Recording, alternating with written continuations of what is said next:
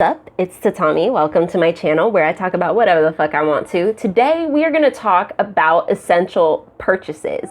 We have been hearing about essential workers, but this apparently is something that people need to hear. We need to be reminded as grown folks sometimes to use our common sense and think of others. It always amazes me as a mom, the things that I see my kids do that I let myself do, that I remember being told I couldn't do as a kid. And then the times where I do shit that's just, childish myself, but then it's like, I need the reminder just like little kids. So today we're gonna talk about, I'll be your mother. I'll be your mother and I will remind you, please stick with essential purchases online, please.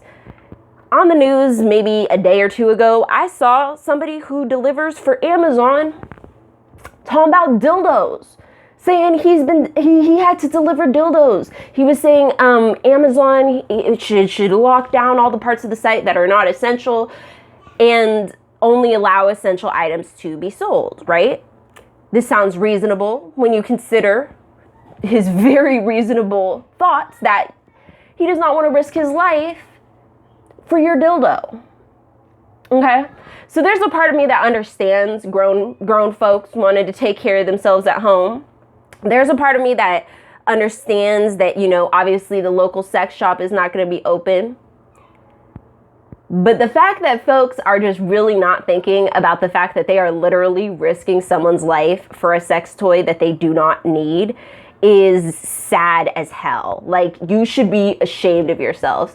And the rest of it, I think we should just think about the other things that we're buying, because it's easy when you're at home to just buy shit and be like, well, I'm at home, I could just do this, I could just do that. But at the same time, think about the items that you're buying and you're asking other people to go out and bring into your home. Think about it. And please only give people the order for things that you actually need. So yeah, some of that stuff may look frivolous if it's like, you're getting random shit for your kids to help them with homeschooling, or I don't even know. I'd be getting books that don't look like they're official, but they're for, work, for personal progress, for all these things that actually will go into something that's serious.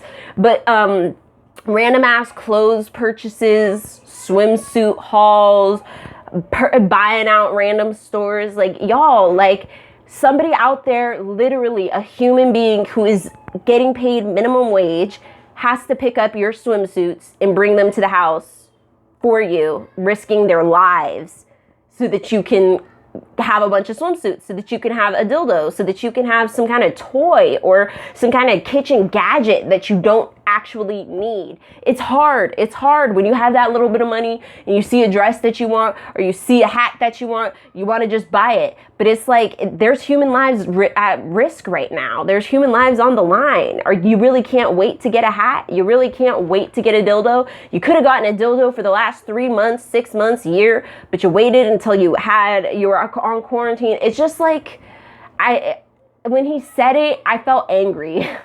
I was like, I can't even believe that you have to say this, and the thing is like, there's a part of me that blames Amazon, along with him. Obviously, most of me blames Amazon because I'm with him. That shit shouldn't even be allowed to be purchased on Amazon. And when you go on Amazon right now, the Prime membership, like I said weeks ago, is still useless. They're not getting you shit in 2 days. They're not getting you shit in 4 days. They're getting you shit in 5, 10 days, which is the normal, but it's not what you pay for with Prime. But don't worry, they still charging you for Prime. And if you're somebody who, like me, gets the discount from your EBT, you're going to want to still pay it so that you can still have that cheap fucking thing, right? Basically, and I say that because I no longer am on EBT, but Amazon doesn't know that yet. Thank goodness, because I don't want to pay full price for Prime. It just is what it is. So they should definitely be cutting off all those non-essential items. When you go on there, though, on Amazon, you'll notice there is a lot of there's a lot of essential items that are sold out completely. You can't really get enriched rice. You can't really get pretty much any of the normal food basics things. Can't even get cereal. You used to be able to get cereal. I used to see it up there. It's sold out. Everything's currently unavailable. But you know what is available? All the random bullshit that people buy on Amazon. All of the clothes, clothes, all of the toys, all of the silly shit. The shenanigans are still fully available. And as long as the shenanigans are available, a lot of people will buy them. But the point of this video isn't about, Bezos doing right by anybody. We all know Bezos is a hoarder. He has a clear issue and needs to see a therapist. Like, he is a money hoarder, the likes of which most of us have never seen. That man is not going to do a damn thing. Even though he could single-handedly take care of his whole issue with Amazon and never look anybody else in the eye, he is going to try and get a bailout. He's going to try to continue to avoid taxes.